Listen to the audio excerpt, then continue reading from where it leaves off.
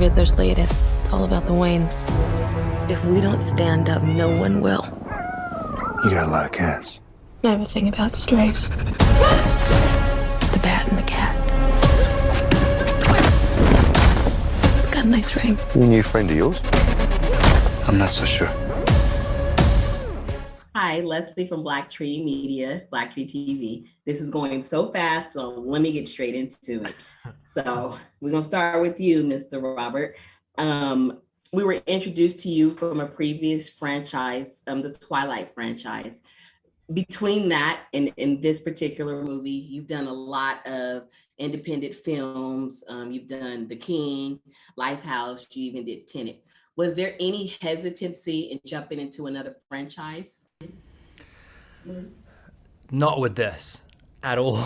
Like, it's kind of, I was a little afraid because it's kind of, it's a big commitment doing, if you're signing up with this, we sign up for a prospective trilogy, which I really, really hope will happen. But up until, I did 5 Twilight movies, and it's kind of, it's from 21 to 26. It's a lot, like, to kind of... 5 is a lot. It's a lot. No one even believes me. They're like, wait a second, they were 5? I thought they were 3. But it's just many years, and you kind of, you have to really, really connect to a character. And I was a little bit afraid of it for a while, but with Batman, it's just, and Batman, the combination of Batman and Matt Reeves, I was like, this is a no-brainer. And it was such a lovely experience working on it. It's kind of, it's exactly the kind of movie you want to be working on. All right, Miss Zoe, you played the what's happening here? I love. Yes, you're coming from like, Eartha Kitt, Julie Newmar, Halle Berry. Like, did you use any inspiration from them for your character? And if not, what would you say really helped you your character? Okay, first of all, you should play Catwoman.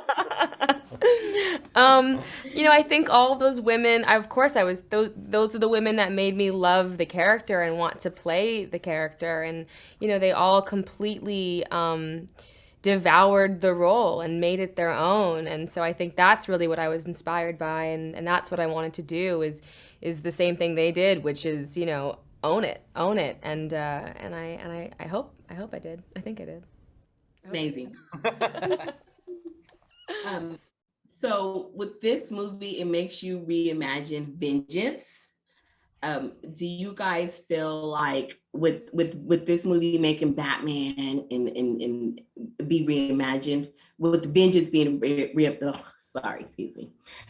vengeance being reimagined, do you think that vengeance is still, how do I want to say this? Like, did it really serve its purpose in this movie? It's like the same thing with I'm someone who likes to hold grudges. And you really and do. I feel like I get a lot of fuel out of it.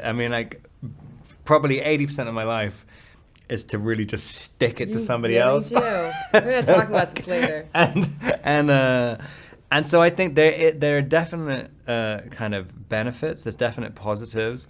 Probably, it's a little extreme where Bruce is taking it, but I get it. And he's trying to work out I think in our telling of the story, he's got a lot of pain inside his head, and he's he's working it out on people's faces. You got to. It's unhealthy to keep it inside. you need to pummel it out. But that's also what the movie explores, which is really interesting, is this idea of vengeance and what it means. And I think he even Bruce doesn't particularly know what vengeance is. He's compelled to, he's just being compelled to go out on the street and fight every night because he doesn't know what else to do. Mm-hmm. Well, thank you guys. Thank you. Nice to meet you.